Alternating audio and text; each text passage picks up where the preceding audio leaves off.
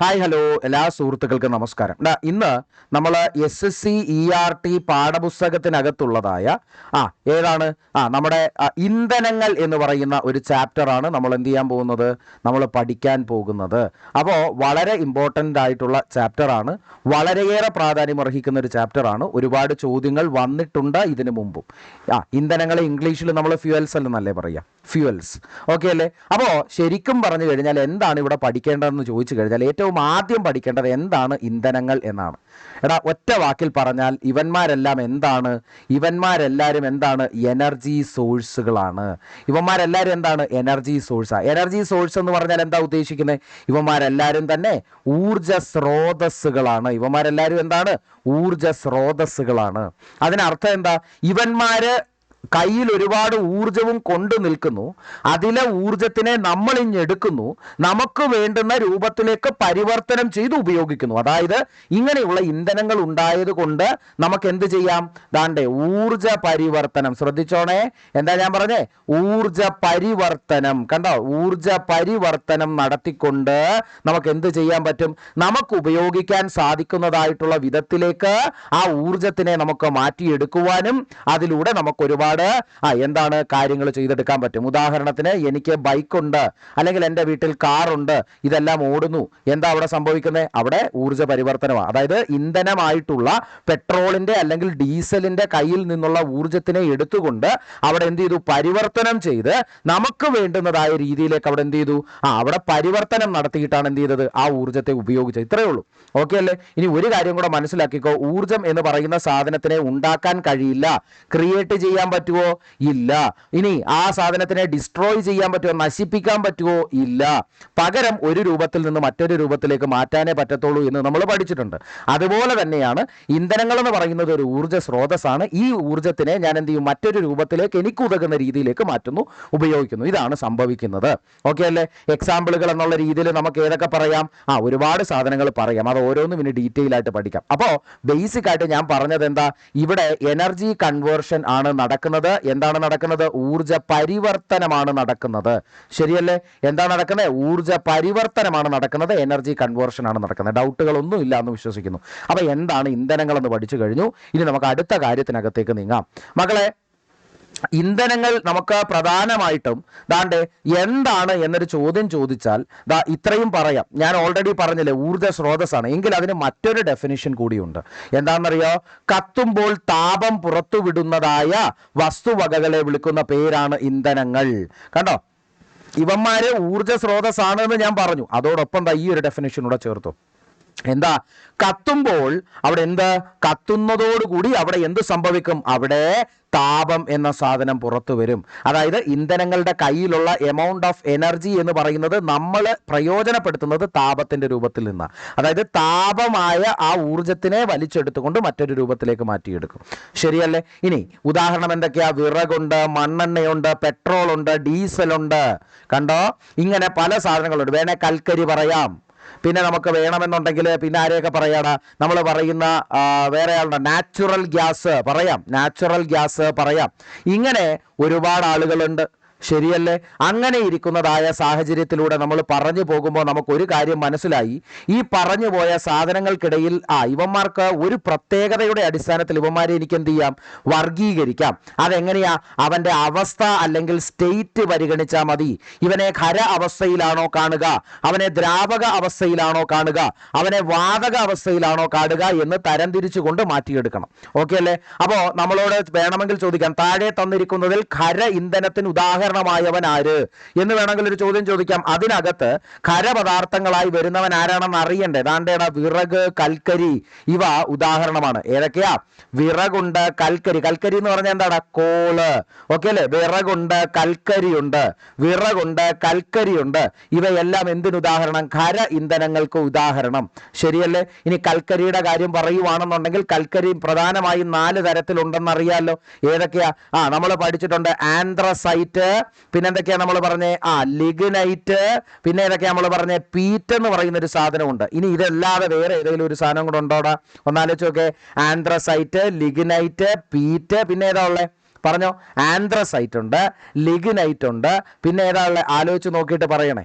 ഏറ്റവും ബിറ്റൂമിനസ് എന്ന് പറയുന്ന ഒരാളും കൂടെ ഉണ്ട്. ഏതാണ്ട് ബിറ്റൂമിനസ്. ആന്ത്രസൈറ്റ് ഉണ്ട്, ലിഗ്നൈറ്റ് ഉണ്ട്, ബിറ്റൂമിനസ് കോൾ ഉണ്ട്, പീറ്റ് കോൾ ഉണ്ട് കേട്ടോ. ആന്ത്രസൈറ്റ്, ലിഗ്നൈറ്റ്, ബിറ്റൂമിനസ് കോള്, പിന്നെ ഏതാ വരുന്നത്, പീറ്റ് ഉണ്ട്. കണ്ടോ, ഞാൻ ഈ പറഞ്ഞത് പ്രധാനപ്പെട്ട ഒരു സംഭവമാണ്, അതൊന്ന് കണക്കിലെടുത്തോണേ. എന്തൊക്കെയുള്ള? ആന്ത്രസൈറ്റ് ഉണ്ട്, ബിറ്റൂമിനസ് ഉണ്ട്, ലിഗ്നൈറ്റ് ഉണ്ട്, പീറ്റ് ഉണ്ട്.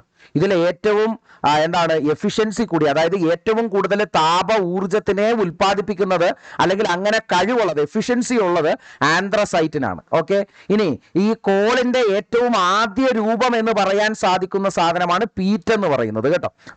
പീറ്റ് എന്ന് പറയും. അതൊന്ന് നോക്കി വെച്ചേക്കണേ. ഇനി ഇന്ത്യയിൽ ഏറ്റവും കൂടുതൽ ഉള്ളതെന്ന് പറയുന്നത് തമിഴ്നാട് നെയ്വേലിയിൽ ലിഗ്നൈറ്റ് ആണ്. ജമ്മു കാശ്മീരിൽ ആരുണ്ട്? ആന്ത്രസൈറ്റ് ഉണ്ട്. ഇതൊക്കെ ചോദ്യമായിരുന്നു കേട്ടോ. അപ്പൊ പറഞ്ഞു ഖര ഇന്ധനങ്ങളിനകത്ത് ആരുണ്ട്? വിറകുണ്ട്, കൽക്കരിയുണ്ട്.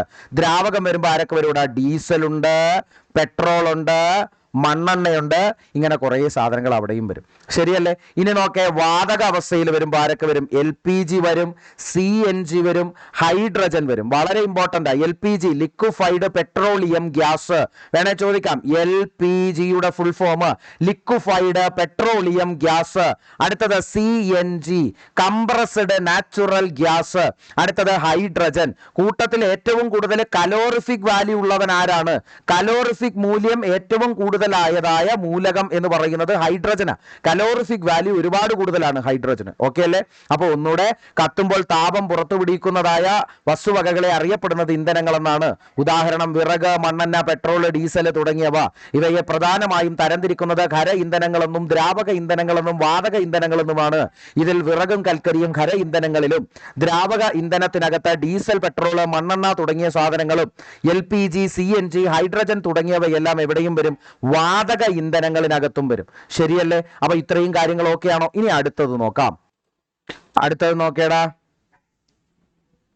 അടുത്തത് ദാ നോക്കോ, പെട്രോളിയത്തിൽ നിന്നും വേർതിരിച്ചെടുക്കുന്നതായ ഇന്ധനങ്ങളുടെ ഉദാഹരണം പറയാൻ പറഞ്ഞാൽ ആരൊക്കെയുണ്ടടാ?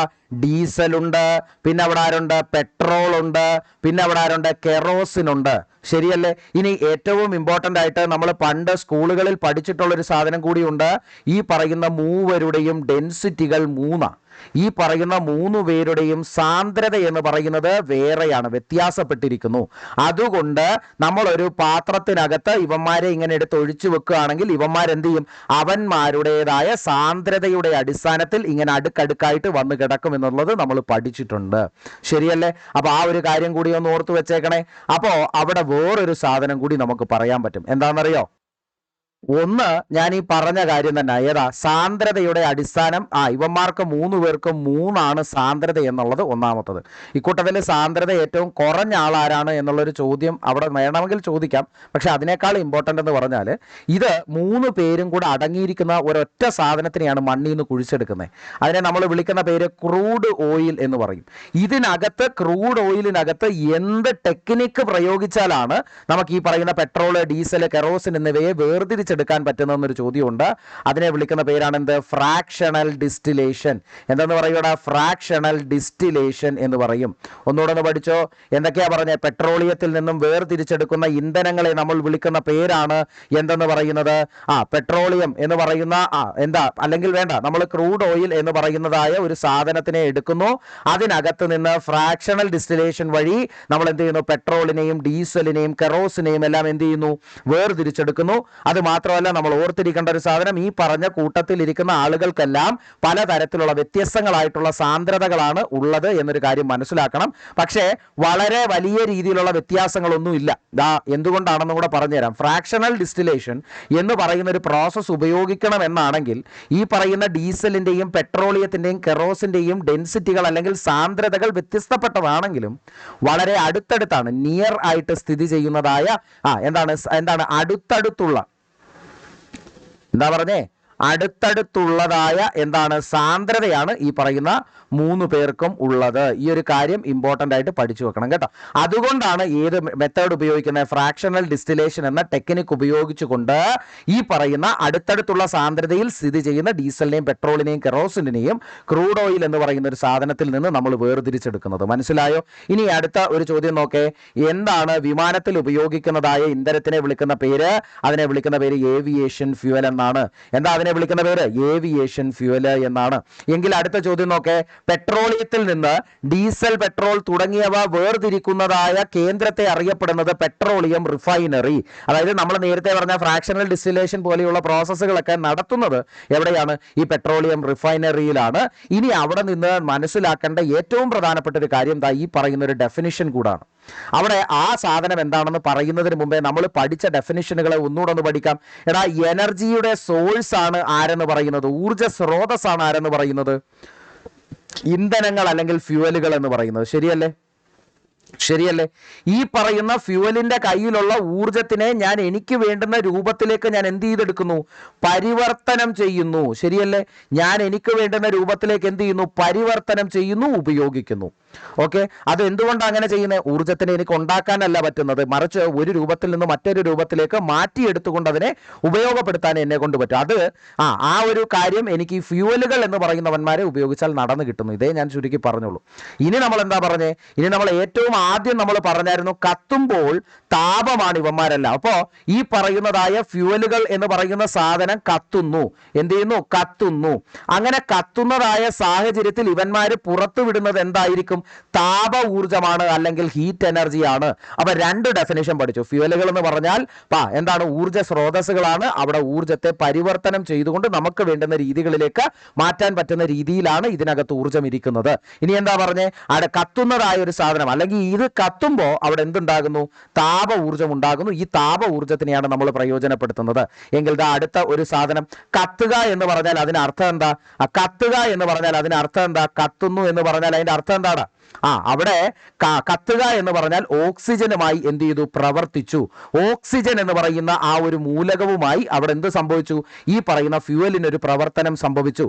അങ്ങനെ ഫ്യൂവലുകൾക്ക് ഓക്സിജനുമായി ബന്ധപ്പെട്ടുകൊണ്ട് നടക്കുന്നതായ ആ ഒരു രാസപ്രവർത്തനത്തിനെ വിളിക്കുന്ന പേരാണ് എന്തെന്ന് പറയുന്നത്? ജ്വലനം. അല്ലെങ്കിൽ അതിനെ നമ്മൾ ഇംഗ്ലീഷിൽ വിളിക്കുന്ന പേരെന്താണെന്ന് പറയാ? കമ്പഷൻ എന്ന് പറയും. അതായത് ഒന്നുമില്ല, ഒരു വസ്തുവിനോടൊപ്പം ഓക്സിജൻ കൂടിച്ചേരുക, അല്ലെങ്കിൽ ഒരു വസ്തുവിനോടൊപ്പം ഓക്സിജൻ പ്രവർത്തിക്കുക എന്നതിനെ വിളിക്കുന്ന പേരാണ് കമ്പഷൻ. മനസ്സിലായോ? ഒരു വസ്തുവിനകത്ത് എന്ത് സംഭവിക്കുന്നു? ഓക്സിജൻ വന്ന് പ്രവർത്തിക്കുന്നു എന്നാണെങ്കിൽ അതിനെ എന്തെന്ന് വിളിക്കാം? ആ പ്രവർത്തിക്കുന്ന പ്രവർത്തനത്തിനെയാണ് എന്തെന്ന് വിളിക്കുന്നത്? കമ്പഷൻ അല്ലെങ്കിൽ ജ്വലനം എന്ന് പറയുന്നത്. ഭാഗ്യവശാൽ നമ്മൾ പഠിക്കുന്ന ഈ ഫ്യൂവലുകളിൽ നടക്കുന്ന പ്രക്രിയ എന്ന് പറയുന്നത് എന്താണ്? ഓക്സിജനുമായുള്ള പ്രവർത്തനമാണ്. അതുകൊണ്ട് അതൊരു ജ്വലനത്തിന് ഉദാഹരണമാണ്, അല്ലെങ്കിൽ കമ്പഷൻ ഉദാഹരണമാണ് എന്ന് പറയാം. ഓക്കെ അല്ലേ? അപ്പോ ഒരു കാര്യം കൂടി നമ്മൾ പഠിച്ചു കഴിഞ്ഞു. ഇനി അടുത്ത കാര്യം നോക്കാം. ഇവിടെ ഓക്സിജന്റെ ഏറ്റവും വലിയ പ്രത്യേകതയാണ് നമ്മൾ നോക്കുന്നത്. ഏതൊരു വസ്തുവും കത്താൻ സഹായിക്കുന്നത് എന്താണ്? ഈ പറയുന്ന ഓക്സിജൻ. അല്ലെങ്കിൽ ഏതൊരു വസ്തു കത്തുവാനും വായു ആവശ്യമാണ്. ഈ പറയുന്ന ഇന്ധനങ്ങൾക്കും അതുപോലെ തന്നെ എന്തിന്റെ ആവശ്യമുണ്ട്? ഈ പറയുന്ന വായുവിന്റെ ആവശ്യമുണ്ട്. ചുരുക്കി പറഞ്ഞ വായു എന്നതുകൊണ്ട് ഉദ്ദേശിക്കുന്നത് ആരെ തന്നെയാ? ഓക്സിജൻ എന്ന് പറയുന്ന ആളിനെ തന്നെയാ. പിടികിട്ടിയോ? അപ്പൊ ഓക്സിജൻ ഉണ്ട് എന്ന് വരികിൽ മാത്രമേ അവിടെ എന്തു നടക്കൂ? ഓക്സിജൻ ഉണ്ട് എങ്കിൽ മാത്രമേ അവിടെ എന്തു നടക്കൂ? കമ്പഷൻ എന്ന പ്രക്രിയ നടക്കൂ, അല്ലെ ജ്വലനം എന്ന പ്രക്രിയ നടക്കത്തുള്ളൂ. ചുരുക്കി പറഞ്ഞാൽ ജ്വലനം എന്ന് പറയുന്നത് തന്നെ ഓക്സിജനുമായുള്ള പ്രവർത്തനത്തിനെ വിളിച്ച പേരല്ലേ? അപ്പൊ ആ ഒരു കാര്യം പഠിച്ചു വെച്ചു. ഇനി എന്താ നമ്മൾ പറയുന്നത്? വായു വേണം എന്ന് പറയുമ്പോഴും വായു എന്ന് പറഞ്ഞാൽ ഒരുപാട് സാധനങ്ങൾ കൂടിച്ചേരുന്നതാണ്. പക്ഷേ അതിനകത്തുള്ള ഓക്സിജൻ ആണ് എന്തിനു സഹായിക്കുന്നത്? കത്തുവാൻ സഹായിക്കുന്നത്. കത്താൻ സഹായിക്കുന്ന വാതകത്തിനെ വിളിച്ചത് ഓക്സിജൻ. ഇനി എന്താ പറഞ്ഞത്? ജ്വലനങ്ങൾ അല്ലെങ്കിൽ ഇന്ധനങ്ങൾ വായുവിലെ ഏത് വാതകവുമായി പ്രവർത്തിച്ചുകൊണ്ടാണ് ഊർജം പുറത്തുവിടുന്നതെന്ന് ചോദിച്ചാൽ ഓക്സിജനുമായി പ്രവർത്തിച്ചുകൊണ്ട്. ഇനി എന്താ? മനുഷ്യ ശരീരത്തിൽ ആഹാരം ഏത് വാതകവുമായി പ്രവർത്തിച്ചാണ് ഊർജം ഉണ്ടാകുന്നത്? കണ്ടോ? അതൊരു ഇമ്പോർട്ടന്റ് പോയിന്റാ. അപ്പൊ നമ്മൾ പറഞ്ഞത് എന്താ? ഫ്യൂവലുകൾ എന്ന് പറയുന്നത് നമ്മളെ സംബന്ധിച്ചിടത്തോളം, മനുഷ്യനെ സംബന്ധിച്ചിടത്തോളം അവൻ കഴിക്കുന്ന ആഹാരം എന്ന് പറയുന്നത് മനുഷ്യന്റെ ശരീരത്തിന് എന്ത് തന്നെയാണ്? ഒരു ഫ്യൂവൽ തന്നെയാണ്, ഒരു ഇന്ധനം തന്നെയാണ്. അവിടെയും ആഹാര പദാർത്ഥങ്ങളോടൊപ്പം ആര് തന്നെ കൂടിച്ചേരുന്നുണ്ട്? ഓക്സിജൻ തന്നെ കൂടിച്ചേരുന്നുണ്ട്. അതുകൊണ്ടാണ് മനുഷ്യ ശരീരത്തിൽ ആഹാരം വാതകവുമായി പ്രവർത്തിക്കുമ്പോൾ അവിടെ എന്തുണ്ടാകുന്നു? ഊർജം ഉണ്ടാകുന്നു. ഞാൻ പറഞ്ഞ മനസ്സിലായോ? അപ്പൊ ഏതൊരു വസ്തു കത്തുവാനും വായു എന്നതിന്റെ ആവശ്യമുണ്ട്. ഇനി എന്താ പറഞ്ഞേ? വാതകം, ഓക്സിജൻ ആണ് വാതകം കത്താൻ സഹായിക്കുന്നത്. ഇനി എന്താ പറഞ്ഞേ? ഇന്ധനങ്ങൾ വായുവിലെ ഏത് വാതകവുമായി പ്രവർത്തിക്കുമ്പോഴും അവിടെ എന്തുണ്ടാകുന്നു? ഊർജം പുറത്തുവിടുന്നു. ഇനി എന്താ പറഞ്ഞേ? മനുഷ്യ ശരീരത്തിനുള്ളിലും ആഹാരവും പദാർത്ഥങ്ങളുമായി കൂടിച്ചേരുന്ന പ്രക്രിയ ഓക്സിജൻ നടത്തുന്നുണ്ട്. അതേ പ്രക്രിയയുടെ ഫലമായിട്ടാണ് അവിടെ എന്ത് പുറത്തു വരുന്നത്? ഊർജം പുറത്തു വരുന്നതെന്ന് മനസ്സിലാക്കുക. ഓക്കെ അല്ലേ? ഇനി അടുത്ത ഭാഗം നോക്കേടാ. എന്താ? പാരമ്പര്യ ഊർജ സ്രോതസ്സുകൾ അല്ലെങ്കിൽ കൺവെൻഷണൽ എനർജി സോഴ്സസ്.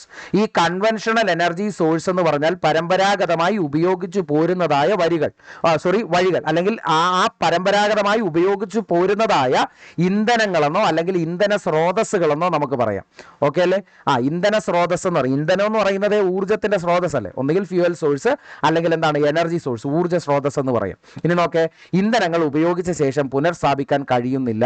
അപ്പോൾ ഒരു കാര്യം മനസ്സിലാക്കുക, ഇപ്പോൾ ഭൂമിക്കടിയിൽ ഈ പറയുന്ന ക്രൂഡ് ഓയിൽ എന്ന് പറയുന്ന ഒരു സാധനം ഉണ്ട്. അതായത് ഇതിൽ നിന്നാണ് പെട്രോൾ, ഡീസൽ, കെറോസിൻ തുടങ്ങിയതായ സാധനങ്ങളെ നമ്മൾ വേർതിരിച്ചുണ്ടാക്കി എടുക്കുന്നത്. ഇതറിയാലോ. ഇങ്ങനെയുള്ള ഒരു ക്രൂഡ് ഓയിൽ ഉണ്ടാകണം ഭൂമിയുടെ അടിയിൽ എന്നാണെങ്കിൽ ഇതിന് അനേകായിരം വർഷങ്ങൾ വേണ്ടിവരും. ഇങ്ങനെ അനേകായിരം വർഷങ്ങൾ വേണ്ടിവരും എന്ന് പറയുമ്പോൾ നിലവിൽ ഭൂമിക്കടിയിലുള്ളതായ പെട്രോള്, ഡീസല്, കെറോസിൻ തുടങ്ങിയത് വേർതിരിച്ചെടുക്കാൻ സഹായിക്കുന്ന ക്രൂഡ് ഓയിൽ എന്ന് പറയുന്ന സാധനം എത്രയോ വർഷങ്ങൾക്ക് മുമ്പ് ഈ ഭൂമിയിൽ അകപ്പെട്ടു പോയതായ ജീവജാലങ്ങളെ അല്ലെങ്കിൽ എന്താ പറയുന്നത് നമ്മുടെ ചെടികളെ എല്ലാം കൂടെ കൂട്ടിച്ചേർത്ത് പിഴിഞ്ഞുണ്ടാക്കിയ സാധനമാണെന്ന് ചിന്തിച്ചുകൂടെ? അപ്പോൾ അവർ ഒരു കാര്യം പറഞ്ഞു തരാം. ഈ ക്രൂഡ് ഓയിൽ ഉണ്ടാകാനുള്ള കണ്ടീഷൻ അവർ പറയുന്നുണ്ട്. ഒന്ന്, ഹൈ ടെമ്പറേച്ചർ ഉണ്ട്, അടുത്തത് ഹൈ പ്രഷർ ആണ് കേട്ടോ. ഹൈ ടെമ്പറേച്ചർ, ഹൈ പ്രഷർ, ഈ ഒരു കാര്യം നോക്കിക്കോണേ. അപ്പോൾ ഹൈ ടെമ്പറേച്ചർ, ഭൂമിക്കടിയിലുള്ള ഹൈ പ്രഷർ, ഹൈ ടെമ്പറേച്ചർ എന്ന കണ്ടീഷൻ മൂലം ഭൂമിക്കടിയിൽ ഉണ്ടാകുന്നതായ ഒരു സാധനമാണ് ക്രൂഡ് ഓയിൽ. അതായത് ഭൂമിക്കടിയിൽ കാലാന്തരങ്ങളിൽ അകപ്പെട്ടു പോകുന്നതായ ജീവജാലങ്ങൾ അല്ലെങ്കിൽ സസ്യജാലങ്ങൾ എല്ലാം കൂടി ചേർന്നുണ്ടാകുന്നതായ അല്ലെങ്കിൽ അവയ്ക്ക് ഡീകമ്പോസിഷൻ അല്ലെങ്കിൽ അതിനെ മലയാളത്തിൽ എന്ത് പറയാം, വിഘടനം സംഭവിച്ചുണ്ടാകുന്നതായ ഒരു പ്രോഡക്റ്റ് ആണ് ക്രൂഡ് ഓയിൽ എന്ന് പറയുന്നത്. അപ്പൊ നിലവിൽ ഭൂമിക്കടിയിൽ വർഷങ്ങൾക്ക് മുമ്പേ ഉണ്ടായി വന്ന സാധനമാണെങ്കിൽ ഇത് നമ്മൾ എടുത്ത് ഉപയോഗിക്കുന്നതിലൂടെ എന്തായാലും ഒരു കൃത്യമായ സമയം കഴിയുമ്പോൾ ഇവന്മാർ തീർന്നു പോകും. അതായത് 1 ലിറ്റർ നമ്മൾ ഇന്ധനത്തിനെ എടുത്തുവെങ്കിൽ അതേ 1 ലിറ്റർ ഭൂമിക്കകത്ത് ഉണ്ടാകണമെന്നുണ്ടെങ്കിൽ അനേകായിരം വർഷങ്ങൾ വേണം. അങ്ങനെ ആയതുകൊണ്ട് തന്നെ നിലവിൽ അത്തരത്തിലുള്ള ഊർജ്ജ സ്രോതസ്സുകളെ ഉപയോഗിച്ചാൽ അവയെ എന്തിനു പറ്റില്ല എന്ന് നമ്മൾ പറയും, പുനഃസ്ഥാപിക്കുവാൻ കഴിയുകയില്ല എന്ന് നമ്മൾ പറയും. അതായത് ഉപയോഗിച്ചാൽ തീർന്നു പോകും ഇവന്മാർ. അങ്ങനെയുള്ള ഊർജ്ജ സ്രോതസ്സുകളെയാണ് നമ്മൾ എവിടെ പറയുക, പാരമ്പര്യ ഊർജ്ജ സ്രോതസ്സുകൾ എന്ന ആ ഒരു കാറ്റഗറിയിൽ നമ്മൾ കൊണ്ടുവരിക കേട്ടോ. ഇനി എന്താ പറഞ്ഞേ, നോക്കിക്കോ, കോടിക്കണക്കിന് വർഷങ്ങൾക്ക് മുമ്പ് പ്രകൃതി പ്രതിഭാസങ്ങൾ മൂലം മണ്ണിനടിയിൽ വളരെ ആഴത്തിൽ അകപ്പെട്ടു പോകുന്ന ജൈവ അവശിഷ്ടങ്ങൾ നിന്നും ഉണ്ടാകുന്നതായ ഉൽപ്പന്നമാണ് ഒരു പെട്രോളിയം എന്ന് പറയുന്നത്. അപ്പൊ തന്നെ മനസ്സിലായി ഇപ്പോൾ ഉണ്ടാകുന്ന, നിങ്ങൾ ഇന്ന് രാവിലെ നിങ്ങൾ പമ്പിൽ പോയി ഒരു 50 രൂപയുടെ പെട്രോൾ അടിച്ചെന്ന് വിചാരിക്കുക. അപ്പോൾ ഈ 50 രൂപയുടെ പെട്രോൾ എന്ന് പറയുന്നത് എത്രയോ വർഷം പഴക്കമുള്ള സാധനമാണ് എന്ന് ചിന്തിച്ചോണം കേട്ടോ. ഇനി എന്താ, വർഷങ്ങൾക്ക് മുമ്പ് പ്രകൃതി പ്രതിഭാസം മൂലം മണ്ണിനടിയിൽ വളരെ ആഴത്തിൽ അകപ്പെട്ടു പോയ സസ്യ അവശിഷ്ടങ്ങൾ, കണ്ടോ, എടുത്തു പറയുക, സസ്യ അവശിഷ്ടങ്ങൾ. ആ അവശിഷ്ടങ്ങളിൽ നിന്ന് ഉണ്ടായി വരുന്ന ആ ഉൽപ്പന്നത്തിനെ വിളിച്ച പേരാണ് എന്തെന്ന് പറയുന്നത്, കൽക്കരി. അതായത് നമ്മൾ ഈ കൽക്കരി ഉപയോഗിച്ചുകൊണ്ട് കത്തിച്ച് അതിൽ നിന്നുള്ള ഊർജ്ജത്തിനെ നമ്മൾ എടുക്കുമെന്നല്ലേ പറഞ്ഞ്. അപ്പോൾ ആ കൽക്കരി എന്ന് പറയുന്ന സാധനം വർഷങ്ങൾക്ക് മുമ്പ് മണ്ണിനടിയിൽ അകപ്പെട്ടു പോയ മരങ്ങള്, കൊച്ചു കൊച്ചു സസ്യങ്ങളെല്ലാം കൂടിച്ചേർന്നുണ്ടാകുന്ന ആ ഒരു കംപ്രസ്ഡ് ഫോമാ. ഇത്രയേ ഉള്ളൂ സാധനം. ഇനി എന്താ പറഞ്ഞ കാര്യം, എന്താ ഹൈ പ്രഷർ ഹൈ ടെമ്പറേച്ചറിലും കിടക്കുന്നത് എന്നുള്ളത് ആലോചിച്ചാൽ മതി. ഇനി എന്താടാ പറഞ്ഞേ, പെട്രോളിയം, കൽക്കരി എന്നിവ ഏത് ഇന്ധന വിഭാഗത്തിൽ പെടുന്നവയാണ് എന്ന് ചോദിച്ചാൽ ഫോസിലുകൾ. എന്തുകൊണ്ടാണ് ഇതെല്ലാം ഫോസിൽ ഇന്ധനങ്ങൾ എന്ന് പറയുന്നതെന്ന് ചോദിച്ചാൽ, നമ്മൾ പറഞ്ഞു പ്രകൃതി പ്രതിഭാസങ്ങൾ മൂലം ആഴത്തിൽ അകപ്പെട്ടു പോയതായ ജൈവ അവശിഷ്ടങ്ങളാണ് ഇവയെല്ലാം. മണ്ണിനടിയിൽ അകപ്പെട്ടു പോകുകയും വർഷങ്ങൾക്ക് ശേഷം അത് കുഴിതോണ്ടി എടുക്കുകയും ചെയ്താൽ അതെന്തായി മാറി, ഫോസിലായി മാറി. അതുകൊണ്ട് ഈ പറയുന്ന ഇന്ധനങ്ങൾ എന്ന് പറയുന്നവന്മാരെ ഫോസിൽ ഇന്ധനങ്ങൾ എന്ന് പറയാം. പിടികിട്ടിയോ? അപ്പോൾ ആ ഒരു സാധനവും പഠിച്ചേ. ഇനി നോക്കേ, പെട്രോളിയത്തിന്റെ ഉപയോഗങ്ങൾ എന്താണ് എന്ന് ചോദിച്ചാൽ നോക്കിക്കോ, പെട്രോൾ, ഡീസൽ, മണ്ണെണ്ണ, ടാറ്, LPG എന്നിവ ഉൽപ്പാദിപ്പിക്കാൻ പറ്റും. പെട്രോളിയം അല്ലെങ്കിൽ നമ്മൾ പറയുന്ന ക്രൂഡ് ഓയിൽ എന്ന് പറയുന്ന സാധനം തന്നെടാ പെട്രോള് എന്ന് പറയുന്ന ആ ഒരു സാധനം. പെട്രോളിയത്തിനകത്ത് നിന്ന് നമുക്ക് എന്തൊക്കെ ഉണ്ടാക്കാൻ പറ്റും, പെട്രോള്, ഡീസല്, മണ്ണെണ്ണ. ഈ ടാറ് കണ്ടോ, നമ്മൾ റോഡ് ഉണ്ടാക്കാൻ ഉപയോഗിക്കുന്ന അതേ ടാറ് തന്നെ. ഇതുണ്ടാക്കുന്നത് എവിടെ നിന്നാണെന്ന് മനസ്സിലായോ? LPG എന്നിവ ഉൽപ്പാദിപ്പിക്കാൻ നമുക്ക് ഇവന്മാരെ ആവശ്യമാണ്. ഇനി എന്താ പറഞ്ഞ, കീടനാശിനികൾ, പ്ലാസ്റ്റിക്, ഔഷധങ്ങൾ എന്നിവയുടെ നിർമ്മാണത്തിന് ഉപയോഗിക്കുന്നു. അപ്പൊ കീടനാശിനികൾ ഉണ്ടാക്കാനും പ്ലാസ്റ്റിക് ഉണ്ടാക്കാനും ഔഷധങ്ങൾ ഉണ്ടാക്കുവാൻ, അതായത് മെഡിസിൻസ് ഉണ്ടാക്കാനും ഒക്കെ നമുക്ക് ഈ പറയുന്ന ആൾക്കാരെ ആവശ്യമുണ്ടോ? ഒന്നുകൂടെ എന്തിനാ എന്തിനൊക്കെയാ? ഇവിടെ നമുക്ക് പെട്രോള്, ഡീസൽ, മണ്ണെണ്ണ എന്നിവ ഉണ്ടാക്കാം. മണ്ണെണ്ണ ഉണ്ടെങ്കിൽ നമുക്ക് വീട്ടിൽ നമുക്ക് എന്ത് ചെയ്യാം? സ്റ്റൗവിലോ അല്ലെങ്കിൽ നമുക്ക് എന്താണ് അതിൻ്റേതായിട്ടുള്ള ആവശ്യങ്ങളുണ്ടല്ലോ. ഏതെങ്കിലും മണ്ണെണ്ണ സ്റ്റൗ ഒക്കെ വെച്ചിട്ടായിരിക്കും നമ്മൾ ചിലരെങ്കിലും ഇന്നും ഉപയോഗിക്കുന്നവരുണ്ട്. അപ്പോൾ മണ്ണെണ്ണ ഉപയോഗിച്ചുകൊണ്ട് നമ്മൾ അല്ലെങ്കിൽ കുറച്ചെങ്കിലും അടുപ്പിക്കോരി ഒഴിച്ചിട്ട് അത് തീയിട്ട് കത്തിച്ചിട്ട് രാവിലെ ചോറ് കറിക്കൽ അല്ലെങ്കിൽ ചോറെടുത്ത് അടുപ്പേ കയറ്റുന്ന പരിപാടിയൊക്കെ നമ്മൾ ചെയ്യുന്നവരാ. ഇനി പെട്രോൾ നമുക്ക് വണ്ടി ഉണ്ടായത് കൊണ്ട് പെട്രോളിൻ്റെയും ഡീസലിൻ്റെയും കാര്യം നമുക്ക് പറയേണ്ട കാര്യമില്ലല്ലോ. അപ്പോൾ ഇനി നമുക്ക് വേണമെങ്കിൽ പറയും ഇതിനകത്ത് നിന്ന് നാച്ചുറൽ ഗ്യാസ് പോലെയുള്ള മറ്റ് സാധനങ്ങളൊക്കെ നമുക്ക് ഉണ്ടാക്കിയെടുക്കാൻ പറ്റുന്നുണ്ട്. അപ്പോൾ എല്ലാം കൊണ്ടും ഇതാണ് അതിൻ്റെ ഒരു ഉപയോഗം എന്ന് പറയുന്നത്. മനസ്സിലാവുമോ? ഇനി അടുത്തത് നോക്കേ, പാരമ്പര്യ ഊർജ്ജ സ്രോതസ്സുകൾ പാരമ്പര്യേതര ഊർജ്ജ സ്രോതസ്സുകൾ അല്ലെങ്കിൽ നോൺ കൺവെൻഷണൽ എനർജി സോഴ്സ്. ഇതര എന്താണ് ഊർജ്ജ സ്രോതസ്? അതായത് പരമ്പരാഗതമായി തുടർന്നു പോരുന്നതല്ല. പുതിയ ശാസ്ത്രത്തിന്റെ പുരോഗതി അനുസരിച്ച്, ശാസ്ത്രത്തിന്റെ വളർച്ചയനുസരിച്ച്, ശാസ്ത്രത്തിനകത്തുള്ള പുതിയ കണ്ടുപിടുത്തങ്ങൾ അനുസരിച്ച്, പുതിയ ടെക്നോളജികൾ അനുസരിച്ച് കടന്നു വന്നതായിട്ടുള്ള ഊർജ്ജത്തിനെ നമുക്ക് എന്ത് ചെയ്യാൻ, ഉപയോഗപ്രദമായ രീതിയിലേക്ക് മാറ്റാൻ പറ്റുന്ന മറ്റ് ഊർജ്ജ സ്രോതസ്സുകളെയാണ് നമ്മൾ ഏതെന്ന് പറയുന്ന നോൺ കൺവെൻഷണൽ എന്ന് പറയുക. അതിനകത്ത് ഏതൊക്കെ വരും? സൗര ഊർജ്ജം വരും, കാറ്റ് വരും, തിരമാല വരും. ഓക്കെ അല്ലേ? സൗര ഊർജ്ജം വരും, കാറ്റ് വരും, തിരമാല വരും. അപ്പോൾ എത്ര ഉപയോഗിച്ചാലും ഇവന്മാര് എൻഡ്ലെസ് ആയിട്ടുള്ള ആളുകളാണ്. എൻഡ്ലെസ് എന്ന് പറഞ്ഞാൽ എന്താ? ഉപയോഗിച്ചാലും തീരുന്നില്ല. പിന്നെയും നമുക്ക് എന്ത് കിട്ടും? ഇവന്മാരെ കിട്ടിക്കൊണ്ടേയിരിക്കും. കാറ്റുള്ളിടത്തോളം കാലം കടലിൽ തിരമാല ഉണ്ടാവും. കാറ്റെന്ന് പറയുന്ന സാധനം ഭൂമി ഉള്ളിടത്തോളം, ഭൂമിക്ക് അന്തരീക്ഷം ഉള്ളിടത്തോളം കാലം എന്തുണ്ടാകും? കാറ്റുണ്ടാകും. സൗര ഊർജ്ജം, സൂര്യൻ ഉള്ളിടത്തോളം കാലം ഭൂമിയിലേക്ക് എത്തിക്കോളും? ഈ പറയുന്ന സൂര്യപ്രകാശം എത്തിക്കൊള്ളും. അപ്പൊ ഈ പറയുന്നതായ ഊർജ്ജങ്ങൾ പ്രത്യേകിച്ച് വലിയ ചെലവുകളുടെ ഒന്നും ആവശ്യമില്ല. ഈ പറയുന്നതൊക്കെ ഭൂമിയിൽ സ്വാഭാവികമായി തന്നെ ഉണ്ടായി വരുന്ന സാധനങ്ങളാണ്. ശരിയല്ലേ? ഇതിൽ നിന്ന് കൺവേർട്ട് ചെയ്തെടുത്താൽ മതി. പക്ഷേ ഈ പറയുന്ന പെട്രോൾ, ഡീസൽ അല്ലെങ്കിൽ ഈ പറയുന്ന കൽക്കരി പോലുള്ള സാധനങ്ങൾ എന്താ? ആദ്യം കുഴി തോണ്ടണം, വന്നിട്ട് എടുക്കണം, പിന്നെ അതിനെ എന്താണോ ബാക്കി പ്രോസസ്സിങ് നടത്താനുള്ള അതൊക്കെ ചെയ്യണം. അതിന് ശേഷമാണ് നമ്മുടെ കൈ കിട്ടുന്നത്. ഇത് എന്താണ്? ഈ ഒരു എനർജി, ഊർജ്ജത്തിനെ വലിച്ചെടുക്കാൻ കഴിവുള്ള മെഷീനറി മാത്രം അവിടെ കൊണ്ടുവന്നാൽ മതി. പക്ഷേ മറ്റെടുത്തോ കുറേ ജോലികളുണ്ട്. അപ്പോൾ എന്താണ് ഈ പാരമ്പര്യ ഇതര സ്രോതസ് എന്ന് പറയുമ്പോൾ രണ്ടുണ്ട് ഗുണം. ഒന്ന് എൻഡ്ലെസ് ആണ്. രണ്ട് എന്ന് പറയുന്നത് എന്തായിരിക്കും? കമ്പയർഡ് ടു അല്ലെങ്കിൽ താരതമ്യം ചെയ്ത് നോക്കിയാൽ ആരുമായിട്ട്? പാരമ്പര്യ അല്ലെങ്കിൽ പാരമ്പര്യ ഊർജ്ജ സ്രോതസ്സുകളുമായിട്ട് കമ്പയർ ചെയ്ത് നോക്കുമ്പോൾ നമുക്ക് എന്ത് സാധിക്കും? ഇവന്മാർ വളരെ ചീപ്പായിരിക്കും. എന്തായിരിക്കും? ചീപ്പ്. അതായത് വില കുറഞ്ഞ രീതിയിലുള്ള മെഷീനറീസ് ഒക്കെ ആയിരിക്കും ഇതിന്. അപ്പോൾ ഏറ്റവും കുറഞ്ഞ ചെലവിൽ നമുക്ക് ഒരു ഊർജ്ജത്തിനെ നമുക്ക് എടുക്കാൻ പറ്റുന്ന രീതിയിലേക്കുള്ള ഒരു ടെക്നോളജി നമുക്ക് ഈ ഒരു ഏരിയയുടെ അണ്ടറിൽ നമുക്ക് ഇവിടെ കിട്ടുന്നുണ്ട്. പിന്നെന്താ പറഞ്ഞേ? സൗര ഊർജ്ജം, കാറ്റ്, തിരമാലയൊക്കെ ഇവിടെ ഉദാഹരണമാണ്. ഇത് ഉപയോഗിച്ചാലും തീർന്നു പോകുന്നില്ല. ഇനി എന്താ പറഞ്ഞേ? അടുത്ത കാര്യത്തിനകത്തോട്ടോ. ഇത്രയും കാര്യങ്ങളല്ലേ പറഞ്ഞോളൂ. ഇനി എന്താ പറഞ്ഞേ? സൗര ഊർജ്ജ ദിനം. അതാണ് അടുത്തത് പഠിക്കേണ്ടത്. എന്താണ്? സൗര ഊർജ്ജ ദിനം അല്ലെങ്കിൽ സോളാർ എനർജിയുമായിട്ട് ബന്ധപ്പെട്ട കാര്യങ്ങളാണ്. അപ്പോൾ ദേശീയ സൗര ഊർജ്ജ സംരക്ഷണ ദിനം കേട്ടോ. ദേശീയ ഊർജ്ജ സംരക്ഷണ ദിനം. അങ്ങനെ സൗരോർജ്ജം എന്നുള്ളതല്ല, ഊർജ്ജ സംരക്ഷണ ദിനം കേട്ടോ. എനിക്കൊന്ന് വായിച്ചത് തെറ്റിപ്പോയതാണ്. അപ്പോൾ എന്താ പറഞ്ഞേ?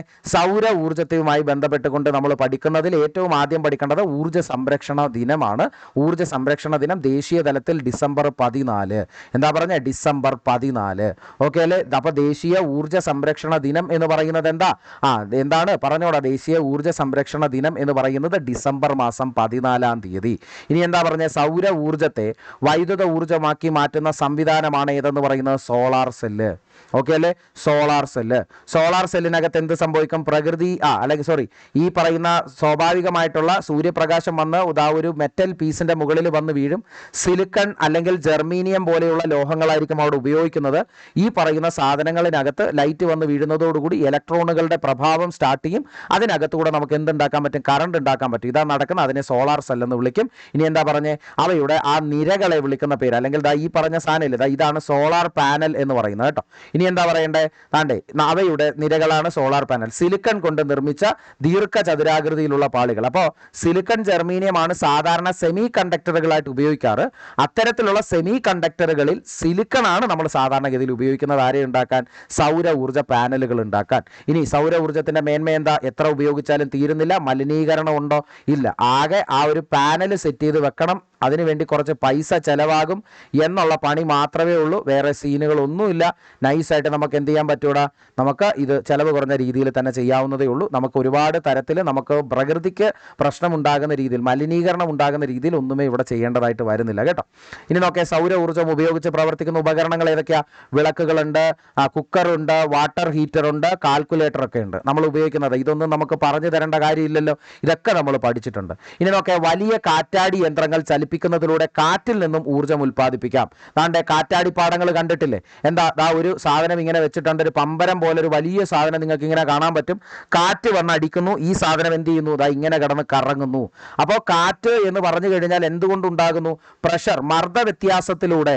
അപ്പോൾ പ്രഷർ, മർദ്ദത്തിന്റെ വ്യത്യാസത്തിനകത്തൂടെയാണ്. വ്യത്യാസം എന്തിനെ ഉണ്ടാക്കും? കാറ്റിനെ ഉണ്ടാക്കും. ഈ കാറ്റ് എന്ന് പറയുന്ന സാധനം എന്തിനെ ഉണ്ടാക്കും? ദാ എന്ത് ചെയ്യും? ദാ ഈ പറയുന്ന പമ്പരം പോലെ ഇരിക്കുന്ന ആ കാറ്റാടി യന്ത്രത്തിനെ കറക്കും. അങ്ങനെ കറക്കി കഴിഞ്ഞാൽ ഞാൻ പറഞ്ഞു, കാറ്റൊരു ഫ്യൂവലാണ്, ഒരു ഊർജ്ജ സ്രോതസ്സാണ്. അവിടെ ഊർജ്ജ പരിവർത്തനം നടക്കും. അത് കറങ്ങുമ്പോൾ നമുക്കവിടെ ജനറേറ്ററിനെ ഉപയോഗിച്ചുകൊണ്ട് നമുക്കവിടെ എന്തുണ്ടാക്കാൻ പറ്റും? ഇലക്ട്രിക്കൽ ഊർജ്ജം ഉണ്ടാക്കിയെടുക്കാൻ പറ്റും, അല്ലെങ്കിൽ വൈദ്യുത ഊർജ്ജം ഉണ്ടാക്കിയെടുക്കാൻ പറ്റും കേട്ടോ. ഇനി നോക്കേ, ഇനി എന്താ? ഫിലമെന്റ് ബൾബ് പ്രവർത്തിക്കുന്നത് കുറച്ച് വൈദ്യുതി ഉപയോഗിച്ചുകൊണ്ട് അതേ വെളിച്ചം തരുന്ന ബൾബുകൾ, CFL കോമ്പാക്ട്. എന്താണ്? ഫിലമെന്റ് ബൾബ് പ്രവർത്തിക്കുന്നതിലും കുറച്ച് വൈദ്യുതി. ഓക്കെ അല്ലേ? അടാ ഫിലമെന്റ് ബൾബ് എന്ന് പറഞ്ഞാൽ അതാ ഇങ്ങനെ ഇരിക്കുന്ന ബൾബിനെയാണ് ഫിലമെന്റ് ബൾബ് എന്ന് പറയുന്നത്. പഴയ ഇൻകാൻഡസന്റ് ബൾബ് എന്നൊക്കെ പറയും. ഈ സാധനം കണ്ടിട്ടില്ലേ? ഈ ഇൻകാൻഡസന്റ് ബൾബിന് പകരം നമ്മൾ ഉപയോഗിച്ചു പോരുന്ന സാധനമാണ് ഏതെന്ന് പറയുന്നത്? CFL. അതിൻ്റെ എന്താണ്? ദാ നോക്കിക്കോണേ, എന്താ? കോമ്പാക്ട് ഫ്ലൂറസെന്റ് ലാമ്പ് എന്നാണ് അവയുടെ പേര്. ഇനി വേണമെങ്കിൽ LED ഉണ്ട് എന്ന് പറയാം. ഏറ്റവും കുറവ് ഊർജ്ജം മതി ഈ പറയുന്ന LED പ്രവർത്തിക്കാൻ. അതെന്താണെന്ന് അറിയാലോ? ലൈറ്റ് എമിറ്റിംഗ് ഡയോഡുകൾ എന്ന് പറയും. എന്തെന്ന് പറയും? ലൈറ്റ് എമിറ്റിംഗ് ഡയോഡുകൾ എന്ന് പറയും. ആരെ? LED. അങ്ങനെയുള്ള സാധനങ്ങളാണ് നിലവിൽ നമ്മൾ ലൈറ്റുകൾക്കൊക്കെ പകരം ഉപയോഗിക്കുന്നത്. വളരെ തുച്ഛമായിട്ടുള്ള ആ ഒരു എന്തേ ഉള്ളൂ, ഊർജ്ജം മാത്രം മതി അവനെയൊക്കെ ഉപയോഗിക്കാൻ വേണ്ടിയിട്ട് കേട്ടോ. അപ്പോൾ നമ്മൾ ഇന്നത്തെ ഈ ഒരു ചാപ്റ്ററിനകത്ത് ഫ്യൂവലുകൾ എന്ന് പറയുന്ന ഒരു ചാപ്റ്റർ വളരെ ഭംഗിയായിട്ട്, ഇന്ധനങ്ങൾ എന്ന് പറയുന്ന ഒരു ചാപ്റ്റർ വളരെ ഭംഗിയായിട്ട് പഠിച്ചു. എന്താണ് ഇന്ധനമെന്ന് പഠിച്ചു, എന്തിനാണ് ഇന്ധനമെന്ന് പഠിച്ചു. ഇനി ഇവിടെ എന്തൊക്കെയാണ് സംഭവിക്കുന്നത്, എത്ര തരത്തിൽ ഇതിനെ വകഭേദങ്ങളായി തരംതിരിക്കാമെന്ന് പഠിച്ചു. അതിൻ്റെ പാരമ്പര്യ തരത്തിലായിട്ടും പുതിയ ടെക്നോളജിയുടെ അടിസ്ഥാനത്തിലും ഇവയന്മാരെ ക്ലാസിഫൈ ചെയ്തതും എന്തുകൊണ്ട് അങ്ങനെ വന്നു എന്നും പറഞ്ഞു. ഇനിയും ഒരുപാട് പഠിക്കാനുണ്ട്. അടുത്ത ചാപ്റ്ററിനകത്ത് ഇനിയും പഠിക്കാം കേട്ടോ. അപ്പോൾ എല്ലാവരും കൂടെ പിന്തുടർന്ന് പോരുക. ചാനൽ സബ്സ്ക്രൈബ് ചെയ്യണം. പിന്നെ മറ്റ് സുഹൃത്തുക്കളിലേക്കൊക്കെ ഷെയർ ചെയ്ത് കൊടുക്കണം. ക്ലാസ്സുകൾ ഇഷ്ടപ്പെടുന്നുവെങ്കിൽ തീർച്ചയായിട്ടും ഫീഡ്ബാക്ക് കൂടെ തരണം കേട്ടോ.